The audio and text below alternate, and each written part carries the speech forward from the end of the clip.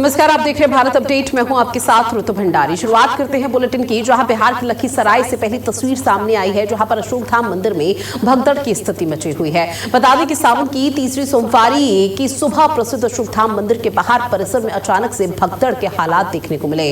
अब ऐसे में प्रारंभिक सूचना के अनुसार हादसे में 7 श्रद्धालुओं की मौत की पुष्टि हो चुकी है। वहीं कई लोग जख्मी हो चुके हैं, जिनका सदर अस्पताल लखीसराय में इलाज शुरू हो चुका है। मरने वालों की संख्या बढ़ने की भी आशंका जताई जा रही है। लखीसराय डीएम ने बताया कि घटना अशोकधाम स्टेशन से मंदिर जाने वाले मार्ग पर हुई है। सोमवार की सुबह 6:30 और 7 बजे के बीच भगदड़ अचानक से बढ़ गई, जहां श्रद्धालुओं की लाइन अशोकधाम हॉल्ट तक पहुंच गई थी। हॉल्ट पर 2 ट्रेनें रुकी हुई थी।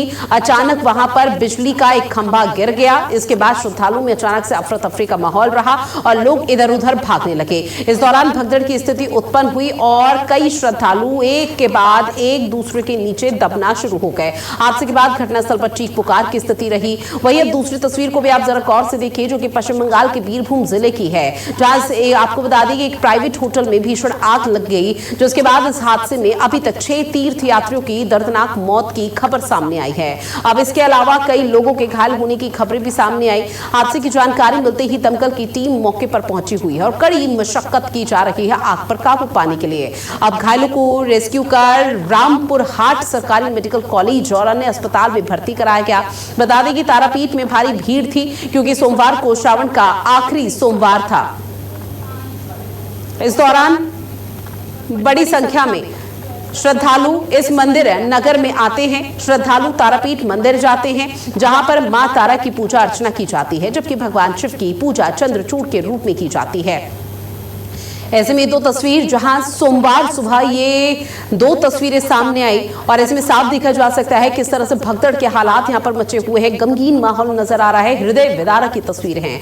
लखीसराय में, बिहार के लखीसराय से जो तस्वीरें सामने आई उसने हैरान परेशान कर दिया, क्योंकि आपको बता दें कि आज सावन का तीसरा सोमवार है और ऐसे में लगातार जो श्रद्धालु हैं दूर दराज से, दूसरे राज्यों से लगातार बिहार के लखीसराय के मंदिर में पहुंच रहे हैं, अशोकधाम मंदिर में, जो कि प्रसिद्ध अशोकधाम मंदिर है महादेव का। ऐसे में वहां पर पहुंच रहे हैं और ऐसे में भारी संख्या में जब श्रद्धालु पहुंचे, जिसमें 50,000 के पार का यह आंकड़ा श्रद्धालु का बताया जा रहा है और मौके पर भगदड़ के हालात होते हैं। वहीं दूसरी तस्वीर आपको बंगाल की दिखा रहे हैं, जहां एक होटल में भीषण आग लगी, जिसको आग को काबू में पाने का प्रयास किया जा रहा है और इस आग की चपेट में 6 लोगों की मौत हो गई है।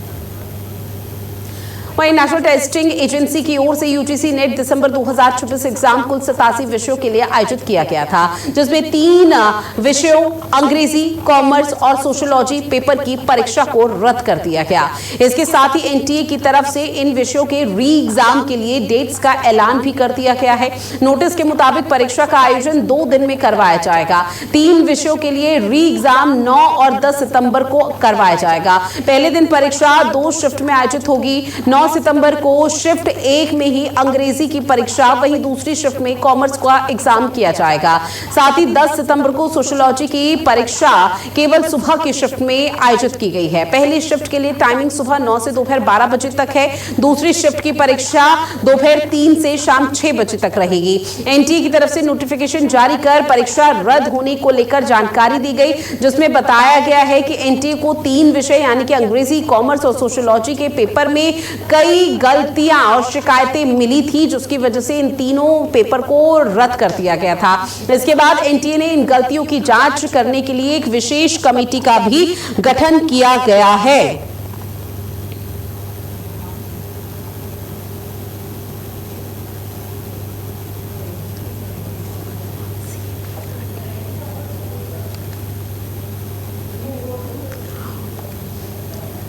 तो देखिए, एनटीए की तरफ से 3 एग्जाम ऐसे थे जिसको पहले जो सब्जेक्ट थे उनको रद्द कर दिया गया था। हालांकि पहले एग्जाम हुआ था, लेकिन अब यहां पर कॉमर्स और इसके साथ ही सोशियोलॉजी और इंग्लिश का पेपर है जिसको रद्द कर दिया गया और वापस से री एग्जाम होना है।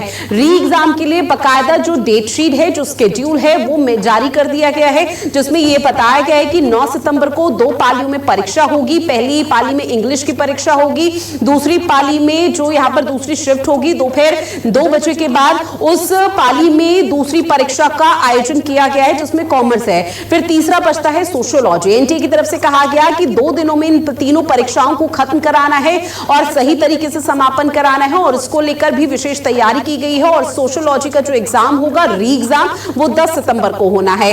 एनटीए की तरफ से कहा जा रहा है कि कुछ गड़बड़ियां पाई गई, कुछ गलतियां थी और शिकायतें लगातार इन पेपर को लेकर मिल रही थी, जिसकी वजह से एग्जाम को रद्द करना पड़ा। लेकिन अब आने वाले समय में इस तरह की कोई भी अव्यवस्था ना रहे, कोई भी ऐसी सिचुएशन क्रिएट ना हो जिससे देश के भविष्य या छात्रों पर किसी भी तरह से सवाल उठना शुरू हो जाए।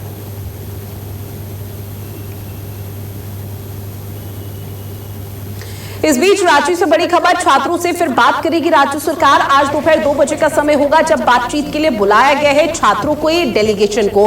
कानूनी सलाहकार के साथ बातचीत का प्रस्ताव। छात्रों ने 18 अगस्त तक अल्टीमेटम दिया। छात्रों ने सीएम आवास घेराव का ऐलान किया। छात्रों की तरफ से साफ शब्दों में कहा है कि अगर अब बात होगी तो सीधे तौर पर झारखंड के मुख्यमंत्री हेमंत सोरेन के साथ होगी। और यह भी अल्टीमेटम दिया गया था कि 18 अगस्त तक अगर उनकी मांगों को पूरा नहीं किया जाता और सरकार नहीं सुनती है, हेमंत सोरेन की तरफ से संज्ञान नहीं लिया जाता, तो सीएम आवास घेराव किया जाएगा। अब ऐसे में आपको बता दें कि छात्रों की तरफ से आज दोपहर 2 बजे राज्य सरकार से बातचीत होनी है। बातचीत में क्या कुछ निकलकर सामने आएगा, लेकिन सबसे पहले नजरें खुद इसी पर छात्रों की इस बात पर टिकी हुई है कि बात आखिर करेगा कौन, झारखंड के मुख्यमंत्री या प्रतिनिधिमंडल वापस से एक बार फिर से उनके सामने आएगा और बातचीत यहां पर करता हुआ नजर आएगा। क्योंकि छात्रों ने स्पष्ट रूप से कहा कि अब जो बात करनी है वो सीधे तौर पर मुख्यमंत्री की तरफ से की जाएगी, यानी कि झारखंड के मुखिया हेमंत सोरेन की तरफ से की जाएगी और 1-on-1 चर्चा होगी, फेस टू फेस बात होगी। लेकिन अभी तक 2 मांगे ऐसी हैं जिस पर पूरा मामला अधर में लटका हुआ है।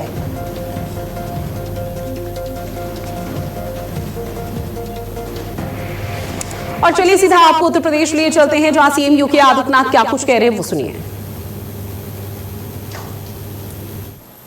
खाद्य एवं रसद और आज के इस कार्यक्रम में उपस्थित माननीय जनप्रतिनिधिगण, विभागीय अधिकारीगण,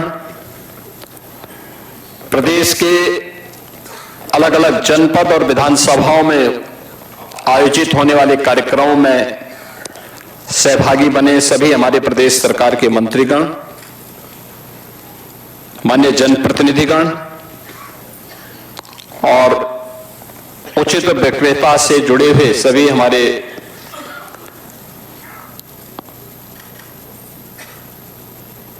बहनों और भाइयों, मैं सबसे पहले खाद्य एवं रसद विभाग की ओर से आयोजित आज के इस कार्यक्रम में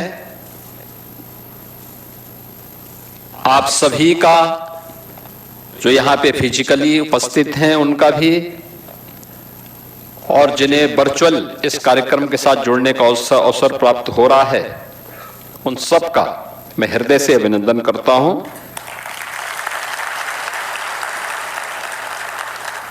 श्रावण मास का तीसरा सोमवार है। देवादिदेव महादेव के प्रति हम सबकी श्रद्धा और देवादिदेव महादेव की उपासना हमें इस बात के लिए प्रेरित करती है कि शिवो भूत्वा शिवम यजेत, यानी शिव की पूजा का मतलब शिव की तरह हो जाना, शिव में एकाकार हो जाना, उसमें लय हो जाना। ईश्वर ने यह दायित्व आपको दिया है। काम तो बहुत सारे लोगों के पास, हर व्यक्ति कुछ न कुछ काम धंधा शुरू करके अपनी आजीविका कमाता है, लेकिन आजीविका कमाने का माध्यम, और वह भी हर एक तबके के लिए,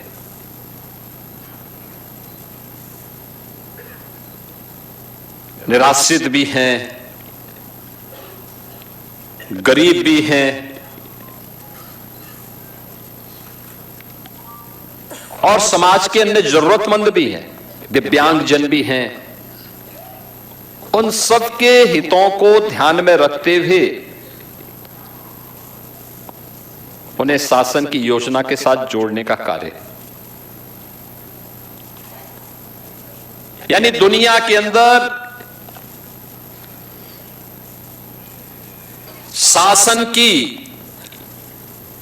अन्न योजना का जो सबसे बड़ी योजना है दुनिया की,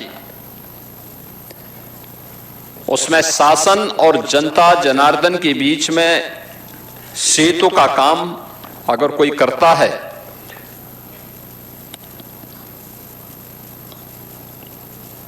तो वह उचित विक्रेता, उचित मूल्य विक्रेता से जुड़े हुए आप सभी फेयर प्राइस शॉप के संचालक करते हैं।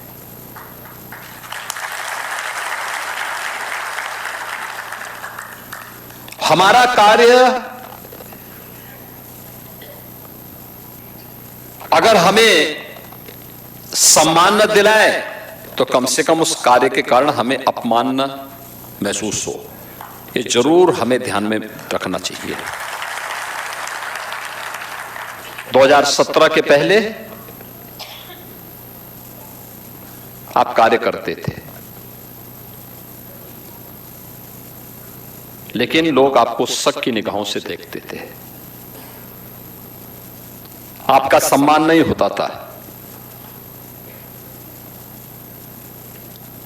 जो बात यहां पे डिप्टी सीएम श्री ब्रजेश पाठक जी कह रहे थे,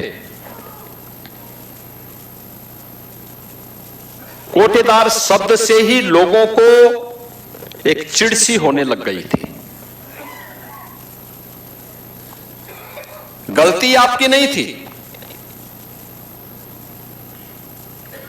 पाप करता था कोई, भुक्तभोगी होता था कोई। उस समय की सत्ता में जो लोग आसीन थे, नियत उनकी खराब थी, उनकी नियत में खोट था।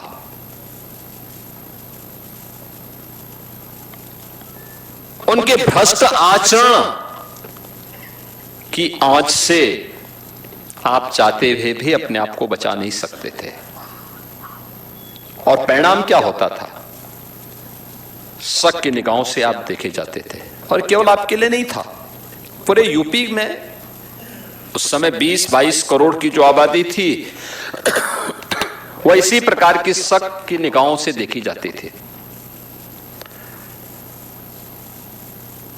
यानी यूपी के लोग, यूपी का नौजवान, यूपी का व्यापारी, यूपी की बेटियां, यूपी का कोई भी नागरिक अगर उत्तर प्रदेश से बाहर जाता था तो उसको उसी शक की निगाहों से देश देखता था, सम्मान नहीं करता था। ये जो परिवर्तन आया है, ओवरऑल परसेप्शन बदला है यूपी के बारे में।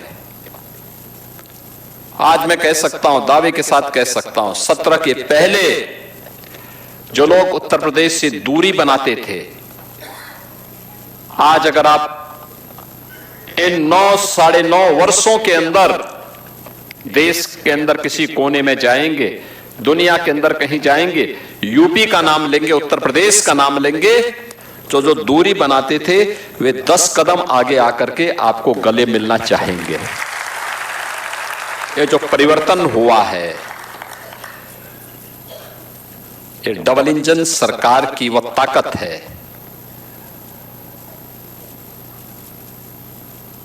जो एक सामूहिक रूप से प्रधानमंत्री मोदी जी के मार्गदर्शन में, उनके नेतृत्व में इस प्रदेश ने अर्जित की है। और यही स्थिति आप सभी उचित मूल्य के विक्रेताओं के सामने भी थी। मेहनत आप करते थे, अब राशन शासन नहीं भेज रहा है तो गलती आपकी क्या थी, लेकिन गाली आप खाते थे। लूट उनकी होती थी, लेकिन खामियाजा आपको भुगतना पड़ता था, परेशानी आपको होती थी।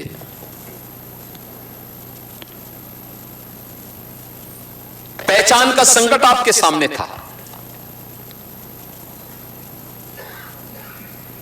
अरे केवल उसी में नहीं, बेसिक शिक्षा परिषद का ही आप देखें, आज ये कह रहे हैं कि हम स्कूलों का वीडियो बनाएंगे। जरूर बनाओ भाई। हमने तो ऑपरेशन कायाकल्प के माध्यम से हर स्कूल के अच्छी फ्लोरिंग बनवाने में योगदान किया है। बालक और बालिकाओं के लिए अलग अलग टॉयलेट बनवाए हैं, पेयजल की व्यवस्था दी है, स्मार्ट क्लास और डिजिटल लाइब्रेरी वहां दी है, फर्नीचर देने के कार्य किए गए हैं। हर बच्चे को 1,60,00,000 बच्चे के लिए बैग भी दिया है, बुक्स भी दिया है, 2 यूनिफॉर्म प्रत्येक बच्चे को,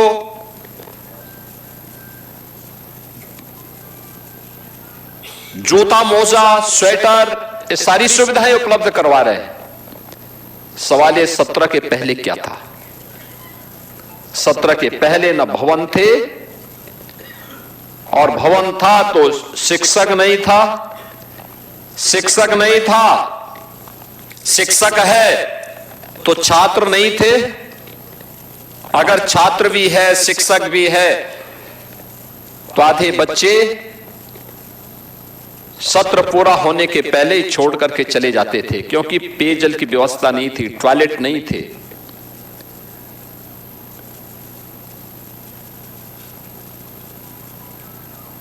आज निपुण भारत अभियान के अंतर्गत उत्तर प्रदेश के स्कूली बच्चे न केवल अक्षर ज्ञान में बल्कि वाक्य विन्यास करने में पारंगत हुए हैं। विज्ञान की, गणित की, अंग्रेजी की शिक्षा वे अपने स्कूल में पढ़ते हैं, और जब भी हम लोग स्कूल का भ्रमण करते हैं तो वहां पे देखते हैं कि बच्चे कुछ अच्छा कर रहे हैं। यानी ये जो परिवर्तन हुआ है, ये परिवर्तन दिखता है कि उस परिवर्तन को भी नकारात्मकता में बदलने के लिए लगातार जिन लोगों ने कर नहीं पाए, आज वे आरोप प्रत्यारोप करते हैं, और यही स्थिति आप सबके लिए भी हुआ है। प्रदेश का परसेप्शन ठीक हो, उचित मूल्य विक्रेताओं के बारे में लोगों की धारणा ठीक हो, इसी के लिए 2017 में हम लोगों ने ई-पॉस मशीन लगानी प्रारंभ की थी। ई-पॉस मशीन हम लोगों ने उस समय कहा था कि नहीं भाई, सिंगल डोर स्टेप होगा। एफसीआई के गोदाम से सीधे कोटे की दुकान पर फेयर प्राइस शॉप तक हम सिंगल डिलीवरी के माध्यम से राशन पहुंचाने का काम करेंगे, बीच में नहीं, सीधे पहुंचाने की कार्रवाई शुरू हुई। मीडिएटर नहीं रहेगा, सरकार और उचित मूल्य विक्रेता के बीच में कोई बीच में बैरियर नहीं रहेंगे। हम सीधे उनको देखेंगे, सीधे उन तक संवाद बनाएंगे। परिणाम क्या है? परिणाम इसी से आते हैं। याद करिए, उस समय तक 70 पैसा केवल मिल पाता था। ट्रांसपेरेंसी लाई गई, आपका सम्मान बढ़ा। सम्मान बढ़ने का परिणाम क्या है? आज गांव में लोग सुख दुख में आपके साथ खड़े होते हैं और आपका सम्मान भी करते हैं। एक आपका सम्मान बढ़ा, आपके प्रति विश्वास में वृद्धि हुई है। तो प्रधानमंत्री जी के आदेश से अब आपके उचित मूल्य विक्रेता से जुड़ी हुई जो दुकान है, उसको अन्नपूर्णा भवन के रूप में तो निर्मित किया ही जा रहा है, निर्मित करने के लिए इस वर्ष हमने 500 करोड़ रुपए केवल इसी के लिए रखा है। 500 करोड़ रुपए, यानी वहां पे दुकान भी बनेगा और एक वेयर हाउस भी, यानी आपके लिए गोदाम का भी व्यवस्था वहां पर हो जाएगी।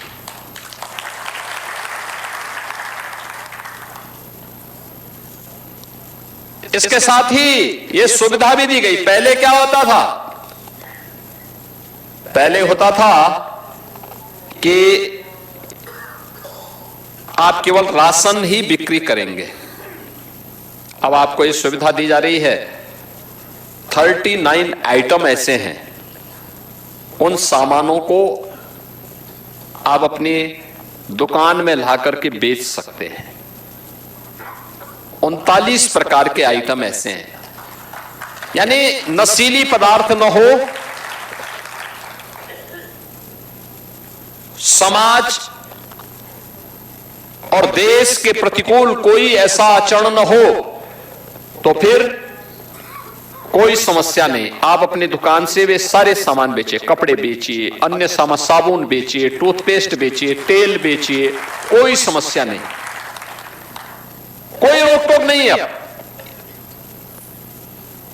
पहले ये नहीं होने दिया जाता था, अब ये छूट आपको उपलब्ध हुई है।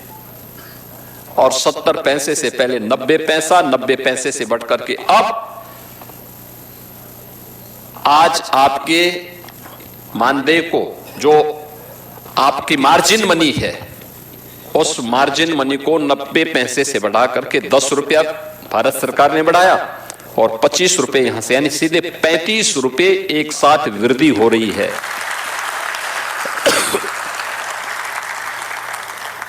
आप देखो ना, एक लंबी छलांग। और अभी हम लोगों ने और लिखा है कि 25 रुपया हमने बढ़ा दिया है यहां से। अभी हमने भारत सरकार को भी लिखा 25 रुपया और बढ़ाने के लिए। अगर वहां से हो जाता है तो फिर तो आपके पास तब तो बोलना ही क्या है। लेकिन समय लगेगा, एक प्रक्रिया होती है, पूरे देश के बारे में सोचना होता है।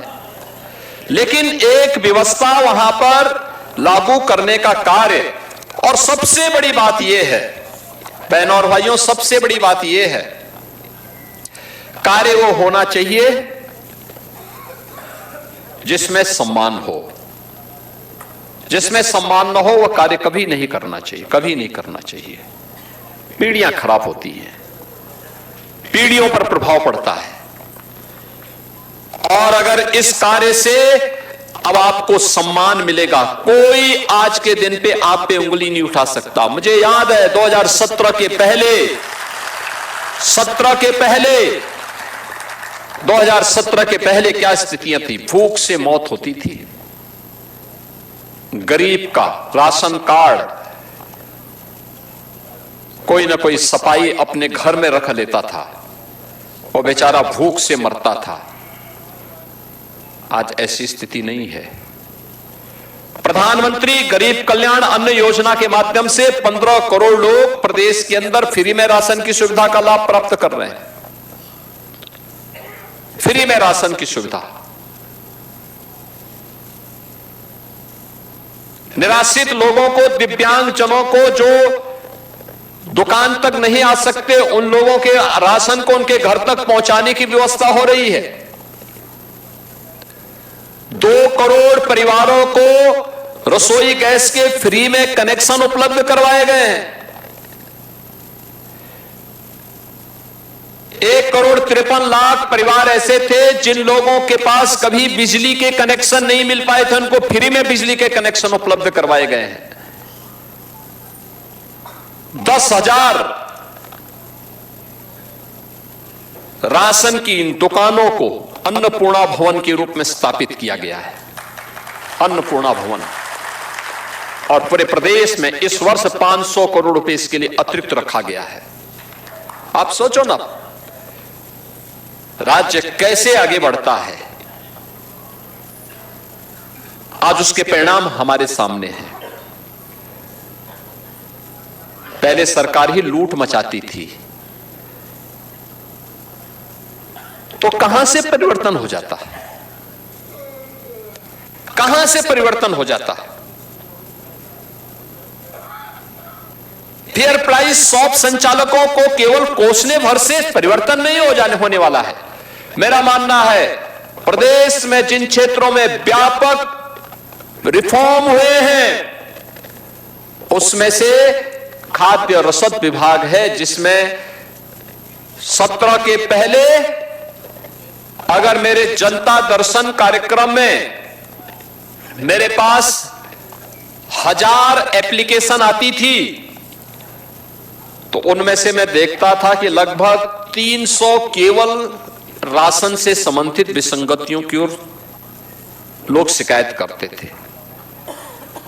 और आज जैसे कि विभागीय मंत्री श्री मनोज पांडे जी कह रहे थे, आज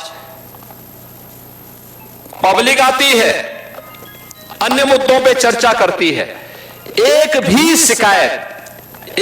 शिकायत राशन वितरण की नहीं होती है।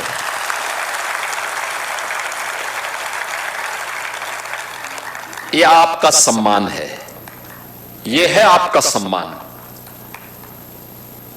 यह है आपका सम्मान। अब आपकी कोई शिकायत नहीं करता है, अब आपको कोई कटघरे में नहीं खड़ा कर सकता है, अब आपके बारे में कोई उल जलूल बातें नहीं कर सकता है, और आपका सम्मान हुआ तो हमें प्रसन्नता इस बात की, क्योंकि शासन की स्कीम को आप सफलतापूर्वक जमीनी धरातल पर उतारने का काम करते हैं। तो हमें प्रसन्नता इस बात की होती है कि हमने जिस गरीब के लिए जो चीज उपलब्ध करवाई थी वह उस गरीब तक पहुंच गई है। और मॉडल आपने कोविड के दौरान तो किया ही, कोरोना के दौरान जब कोरोना था, उसका संक्रमण था, तब भी आप राशन वितरित कर रहे थे। हम लोगों ने उस समय जब सारा काम धंधा बंद हो गया, दाल, नमक और तेल वितरण की एक स्कीम को लागू किया था, और मैंने देखा एक भी जगह से शिकायत नहीं आई थी। हर गरीब तक तेल पहुंचा था, नमक पहुंचा था और दाल भी पहुंची थी, हर तक पहुंच रही थी। अब कोई नहीं कर सकता गलत उसमें। इसका मतलब नियत सरकार की खराब थी, खराब लोग यहां बैठे हुए थे, इसलिए कार्य नहीं होने देते थे। खामियाजा आपको भुगतना पड़ता था आज, और वे आपका इंसेंटिव भी नहीं बढ़ाते थे, बढ़ाना भी नहीं चाहते थे। आज तो विभाग का प्रस्ताव जैसे आया तत्काल इसको आगे बढ़ा दिया गया, और मैं धन्यवाद दूंगा आपके संघ को जिन्होंने अभी ज्ञापन के माध्यम से धन्यवाद भी दिया है।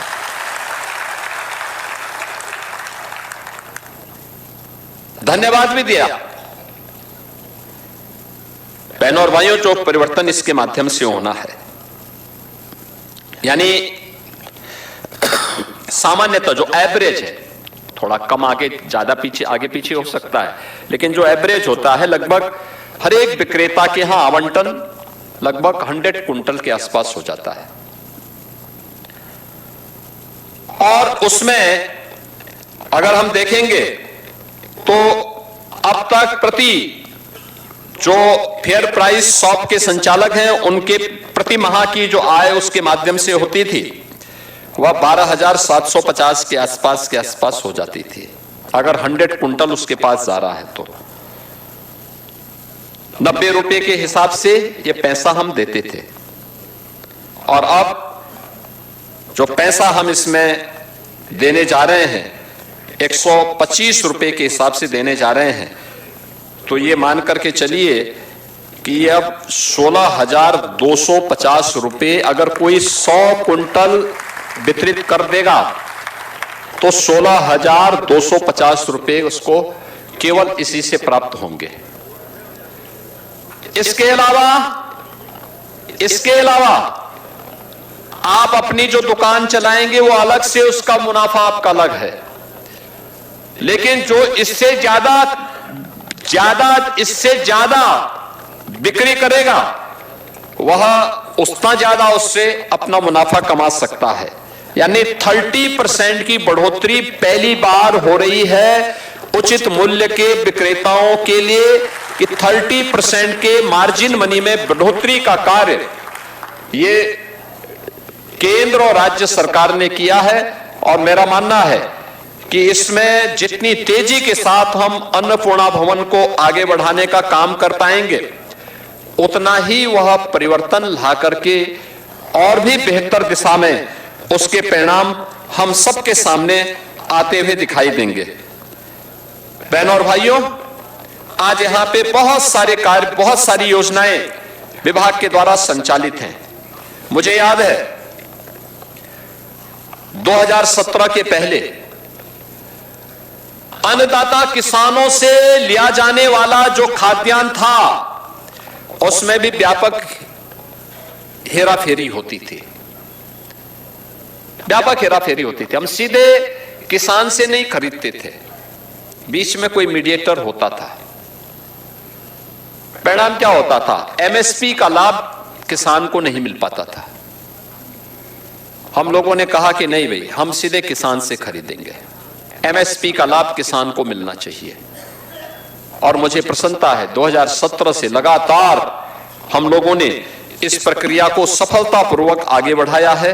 और आज न केवल धान का, गेहूं का, बल्कि दलहन, तिलहन और जितने भी मोटे अनाज हैं, मिलेट्स वगैरह हैं, इन सब का भी हम प्रोक्योरमेंट किसानों से सीधे करने का काम कर रहे हैं और पैसा सीधे डीबीटी के माध्यम से उसके अकाउंट में देते हैं।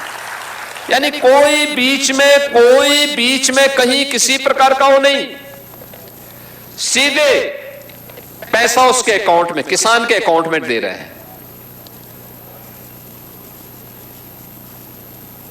किसान को, नौजवान को, महिलाओं को या समाज के किसी भी तबके का निवासी, कोई किसी भी तबके का व्यक्ति हो, अगर वह शासन की योजना का लाभ सीधे प्राप्त करने लग जाए, कोई कारण नहीं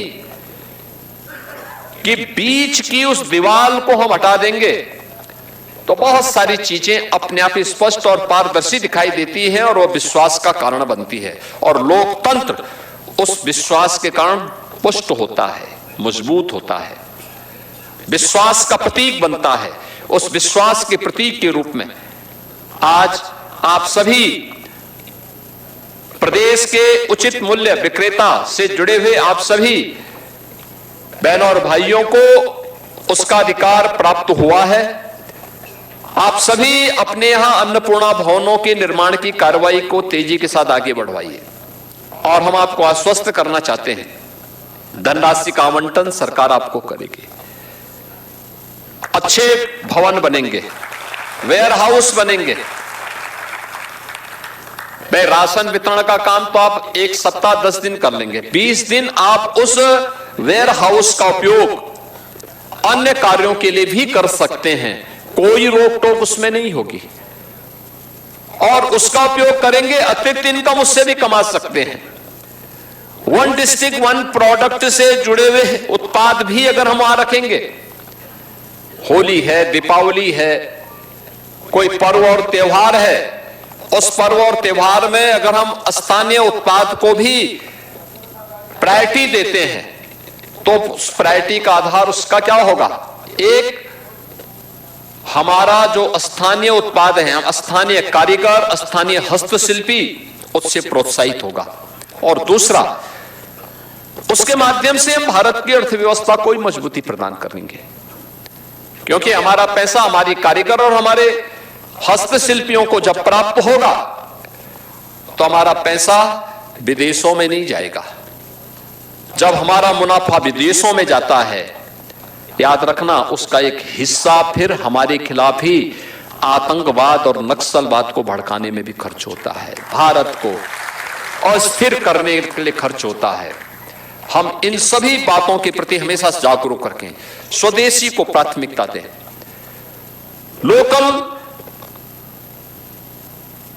को ग्लोबल बनाने की दिशा में एक प्रयास आपका अपने स्तर पर, अपने गांव में, अपनी ग्राम पंचायत में प्रारंभ हो सकता है। और आज के दिन पे आपको कोई इसके लिए रोक टोक नहीं है, केवल नशीली पदार्थों को छोड़ दें और कुछ ऐसी ज्वलनशील जिसमें वहां पे फायर सेफ्टी के इशू आते हैं, इनको छोड़ दें। अन्य मामलों में कोई किसी प्रकार की रोक टोक नहीं है, तो उसको आप लाभ लेंगे। मैं एक बार फिर से ये 30% मार्जिन मनी में वृद्धि के अवसर पर प्रदेश के सभी 80,000 उचित मूल्य संचालकों को, जिन्हें आज यहां पे डिप्टी सीएम से ब्रजेश पाठक जी ने भी कहा कि अन्नपूर्णा भवन के संचालक, तो अन्नपूर्णा भवन जो ग्राम पंचायत का बनेगा, उस भवन के संचालक के रूप में आपको वहां पर जो उचित सम्मान प्राप्त होने जा रहा है, यह सम्मान आपके कार्यों से, आपके परिश्रम से, आपके द्वारा किए गए प्रयासों का परिणाम है। मैं इसके लिए आदरणीय प्रधानमंत्री जी का हृदय से आभार व्यक्त करते हुए आप सभी के प्रति, प्रदेश भर के सभी 80,000 जितने भी हमारे अन्नपूर्णा भवन के संचालक हैं, इन सबको मैं हृदय से बधाई और शुभकामनाएं देते हुए अपनी वाणी को विराम देता हूं। धन्यवाद। जय हिंद।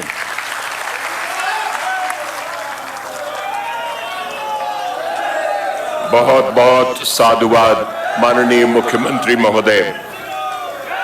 और अब मैं माननीय राज्य मंत्री खाद्य एवं रसद उत्तर प्रदेश श्री सतीश चंद्र शर्मा जी से धन्यवाद ज्ञापित करने का निवेदन करता हूं।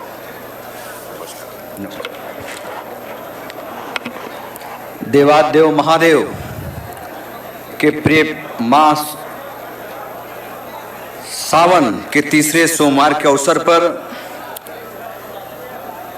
उचित दर विक्रेताओं के लाभांश वृद्धि के आज के कार्यक्रम में उपस्थित उत्तर प्रदेश के यशस्वी माननीय मुख्यमंत्री पूज्य योगी आदित्यनाथ जी, माननीय उप मुख्यमंत्री। चलिए आपको सीधे लेकर के चलते हैं। स्वर्गीय देवशरण सिंह के जन्म दिवस के अवसर पर सम्राट चौधरी पहुंचे। बिहार के मुख्यमंत्री हैं सम्राट चौधरी, और उन्हें पुष्पांजलि श्रद्धा सुमन अर्पित करने के लिए पहुंचे हैं बिहार के मुख्यमंत्री सम्राट चौधरी। पटना से ये तस्वीरें आपको दिखा रहे हैं, जहां स्वर्गीय देवशरण सिंह के जन्म दिवस के अवसर पर आयोजित राजकीय समारोह में पहुंचे हैं मुख्यमंत्री। स्वर्गीय देवशरण सिंह का जन्म दिवस कार्यक्रम है, जहां इस कार्यक्रम में उन्हें श्रद्धांजलि अर्पित करने के लिए, श्रद्धा सुमन अर्पित करने के लिए पहुंचे हैं बिहार के मुख्यमंत्री सम्राट चौधरी।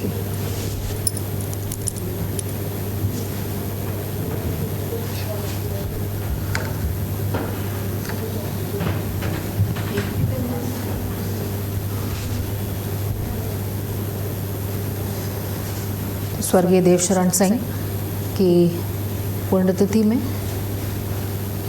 जहाँ स्वर्गीय देवशरण सिंह का जन्म दिवस कार्यक्रम है, जहाँ उनके जन्म दिवस कार्यक्रम में पहुंचे हैं मुख्यमंत्री सम्राट चौधरी।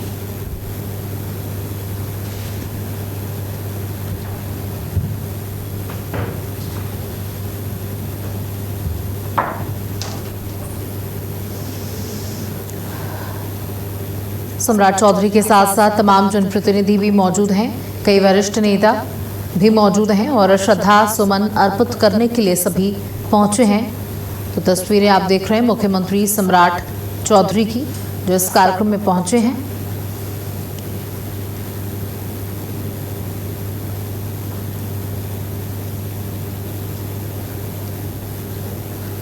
तो स्वर्गीय देवशरण सिंह का जन्म दिवस कार्यक्रम, जिसमें पहुंचे हैं मुख्यमंत्री, बिहार के मुख्यमंत्री सम्राट चौधरी।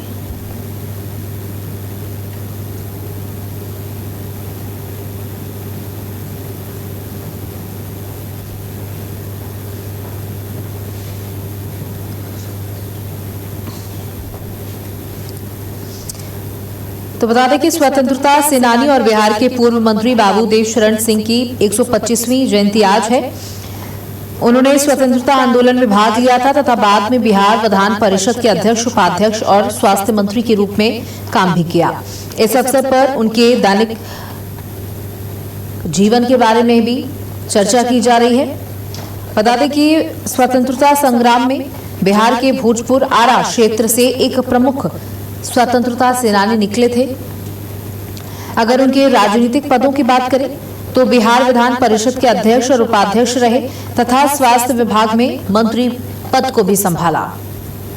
उनके सम्मान में आरा और पटना स्थित बिहार विधानमंडल परिसर में कार्यक्रम का आयोजन किया गया है।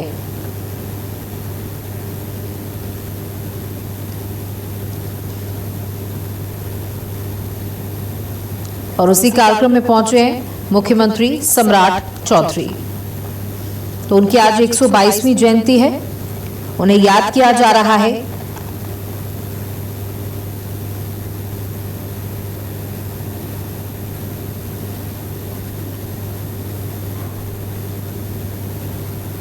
तो आपको बता रहे हैं कि स्वतंत्रता सेनानी और बिहार के पूर्व मंत्री बाबू देव शरण सिंह की 125वीं जयंती है आज।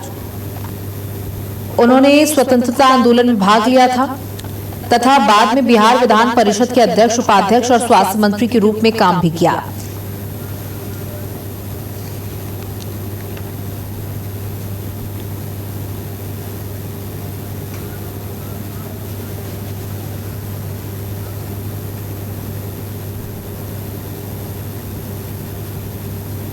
चलिए आपको सुनवाते हैं कि मुख्यमंत्री सम्राट चौधरी क्या कुछ कह रहे हैं। नीलामी हेतु इस रोड शो के कार्यक्रम में उपस्थित भारत सरकार के राज्य मंत्री आदरणीय सतीश चंद्र दुबे जी, बिहार सरकार के माननीय मंत्री भाई डॉक्टर प्रमोद कुमार जी, मेरे कार्यालय में मेरे प्रधान सचिव दीपक कुमार जी,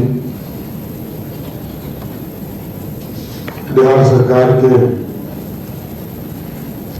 खनन सचिव अवनीश जी, भारत सरकार के संयुक्त सचिव संदीप कदम जी, इस मंच के सामने उपस्थित सभी पदाधिकारीगण, सभी इस खनिज ब्लॉक से संबंध रखने वाले सभी साथीगण, स्वाभाविक है बिहार जैसे राज्य में पिछले कई वर्षों से हम लोगों ने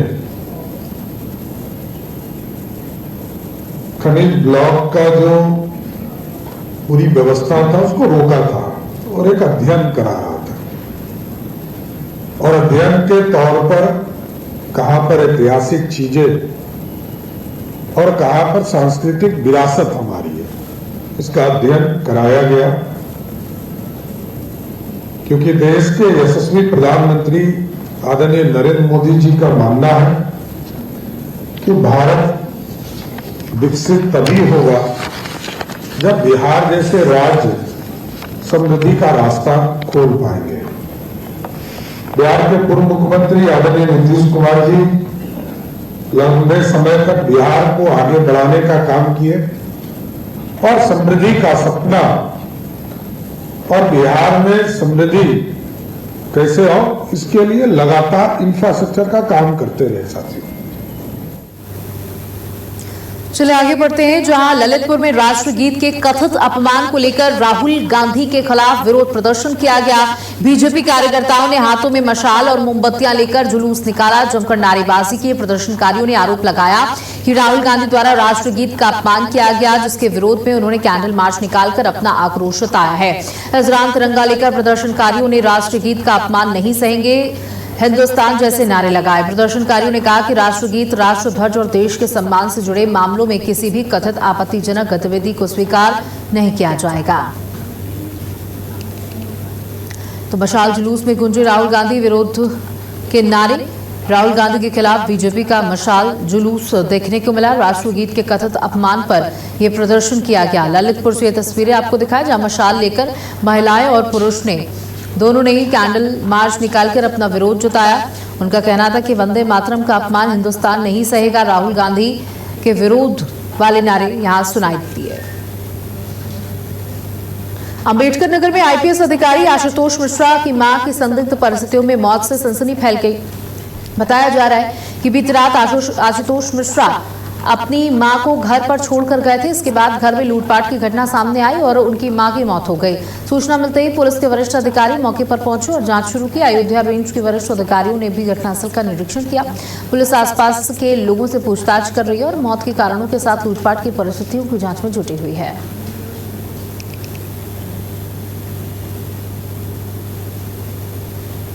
तो आईपीएस अधिकारी की मां की संदिग्ध परिस्थितियों में मौत हुई। घर में लूटपाट के बाद आईपीएस अधिकारी की मां की हत्या की गई है। बता दें, आईपीएस अधिकारी की मां की संदिग्ध परिस्थितियों में मौत हुई है और इस पर अखिलेश यादव ने भी दुख जताया है। अम्बेडकर नगर में एक आईपीएस अधिकारी की माता के निधन पर दुख व्यक्त किया है और बता दें कि पूरे घर में लूटपाट की गई और उसके बाद उनकी मां की मौत भी सामने आई है। तो घर में लूटपाट के बाद आईपीएस की मां की मौत का मामला ये सामने आया है।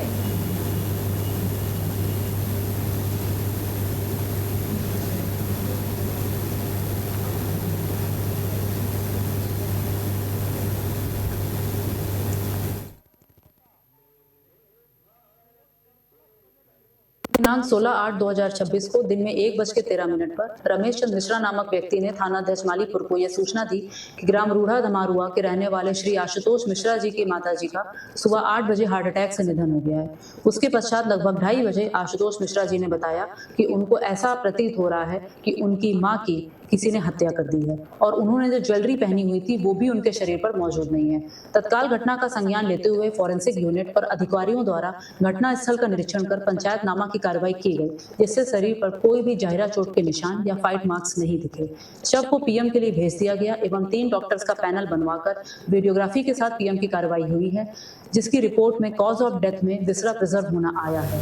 हार्ट को हिस्टोपैथोलॉजिकल एनालिसिस के लिए भेजा जाएगा, जिससे कार्डियक अरेस्ट की स्थिति पर स्पष्टता आ सके। सुसंगत धाराओं में अभियोग पंजीकृत कर विधिक कार्रवाई प्रचलित है। कानपुर के घाटमपुर एसडीएम आवास से जुड़ा एक वीडियो सोशल मीडिया पर वायरल हो रहा है। वीडियो में एसडीएम आवास पर तैनात ड्राइवर मनोज कुमार बेड पर आराम करते नजर आ रहे हैं, जबकि वर्दीधारी सुरक्षाकर्मी उनके पैर दबाते दिखाई दे रहे हैं। सुरक्षाकर्मी का नाम रजत बताया जा रहा है। आरोपी है कि ड्यूटी के दौरान सुरक्षाकर्मी ड्राइवर के पैर दबा रहा था। वीडियो सामने आने के बाद सरकारी व्यवस्था और जिम्मेदार अधिकारियों की भूमिका पर सवाल उठने लगे हैं। तो ड्यूटी पर सुरक्षाकर्मी ड्राइवर के पैर दबाता नजर आया। ड्राइवर के पैर दबाता दिखा सुरक्षाकर्मी। देखिए कितनी शर्म की भी बात है, जहां वर्दी में ये ड्राइवर एक सिपाही से अपने पैर दबवा रहा है। और बता दें कि ये जो ड्राइवर है ये भी इसी पुलिस कर्मी का ड्राइवर बताया जा रहा है, बड़े अधिकारी का, एसडीएम का ड्राइवर बताया जा रहा है। घाटमपुर एसडीएम आवास का ये वीडियो वायरल हुआ है। बिहार के लखीसराय स्थित प्रसिद्ध अशोक धाम मंदिर में सावन के तीसरे सोमवार पर बड़ा हादसा हो गया। मंदिर में भारी भीड़ के बीच भगदड़ मचने से 7 श्रद्धालुओं की मौत हो गई, जबकि करीब 12 लोग घायल बताए जा रहे हैं। सभी घायलों को इलाज के लिए सदर अस्पताल भेजा गया।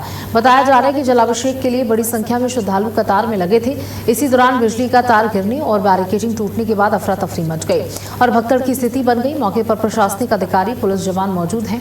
मुख्यमंत्री ने भी हादसे पर गहरा दुख जताते हुए मृतका के परिजनों के प्रति संवेदना व्यक्त की है और मृतकों के आश्रितों को 4-4 लाख रुपए अनुग्रह राशि देने की घोषणा की गई है।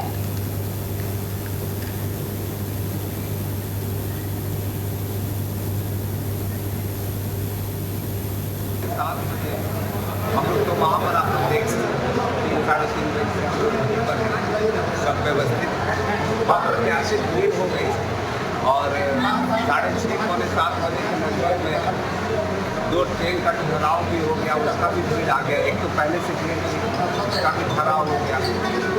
पुलिस की व्यवस्था और स्वास्थ्य की व्यवस्था के तहत भी पहले से एम्बुलेंस खड़ा था, टोटो एम्बुलेंस खड़ा रखा गया था, बाइक एम्बुलेंस खड़ा रखा गया था।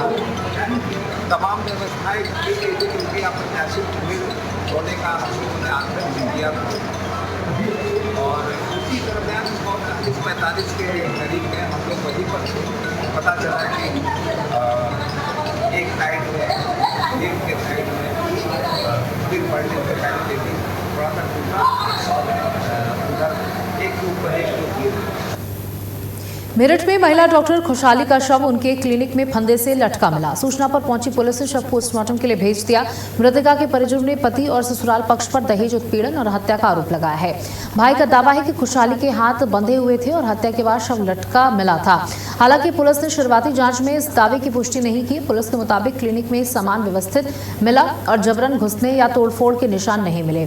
फॉरेंसिक टीम ने जांच की है और सीसीटीवी फुटेज कब्जे में ली गई है।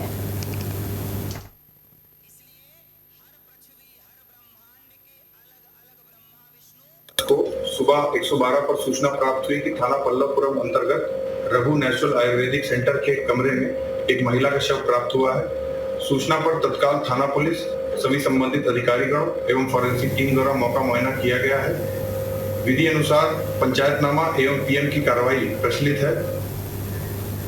कानपुर में नशे के खिलाफ साउथ पुलिस का ऑपरेशन व्हाइट पाउडर जारी है। एडीसीपी साउथ सुमित सुधाकर रामटेके के नेतृत्व में गुजैनी थाना क्षेत्र के एक हुक्का बार पर पुलिस ने ताबड़तोड़ छापेमारी की।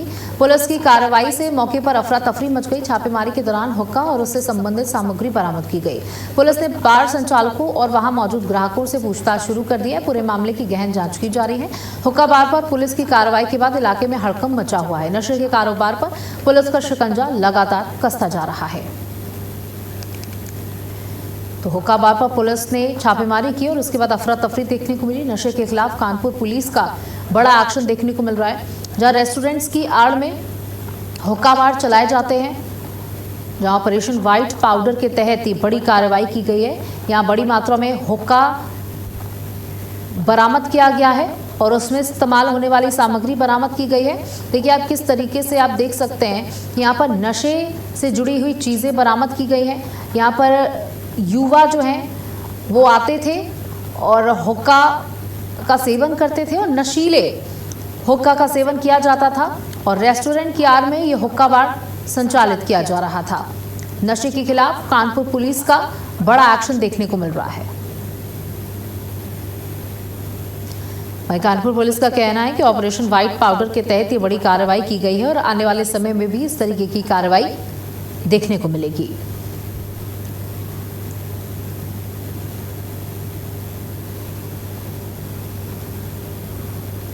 वहीं पीलीभीत में महिला मंडल के बैनर तले हरियाली तीज महोत्सव का भव्य आयोजन किया गया।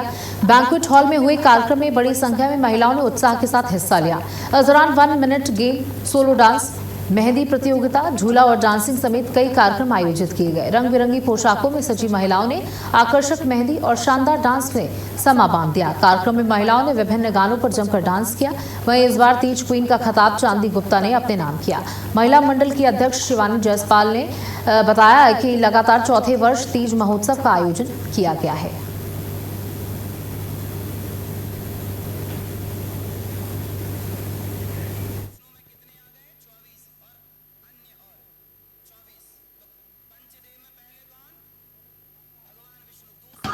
किस तरह का आयोजन हुआ ये तो हमारी महिलाओं के आप वेशभूषा रंग रूप देख के बता ही सकते हैं।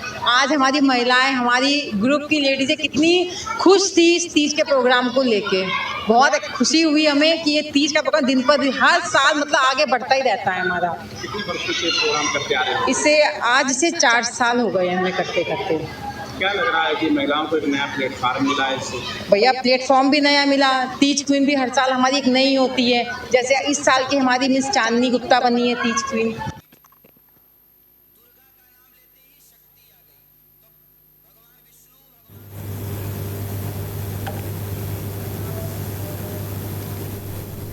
और इसी के साथ इस बुलेटिन में इतना ही। नमस्कार।